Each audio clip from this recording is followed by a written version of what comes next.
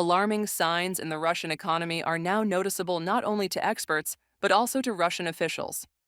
We see that the inflation situation is favorable, but this comes at the cost of a challenging economic situation, said Russian Economic Development Minister Maxim Reshetnikov.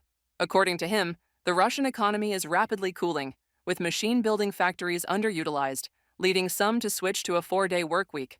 We see the situation as quite challenging, and the consequences of this cooling will, of course, be that enterprises are now accumulating a certain amount of losses, primarily on interest payments. Enterprises will, in any case, have to repay these debts later, which means the period of returning to the investment growth phase will, unfortunately, be pushed further back.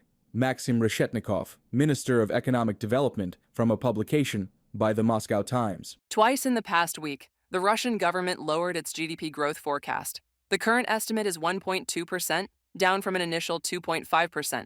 Over the first 7 months of 2025, the federal budget recorded a deficit of nearly $61.5 billion, exceeding the annual deficit planned in the budget law by a quarter. If significant changes to the budget parameters occur in the fall, meaning the deficit spirals out of control, and we know it will, the Bank of Russia will react, including being prepared to revise the key rate trajectory. We can almost certainly say that the central bank's key rate meeting on September 12th will have storm clouds hanging over it, because this budget deficit situation, of course, leaves them no room to lower the rate further. The Russian economy entered a state of technical stagnation in the second quarter of 2025, stated Sberbank chairman Herman Gref.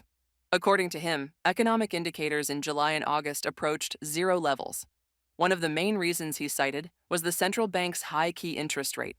To curb inflation, the regulator needs to lower the key rate.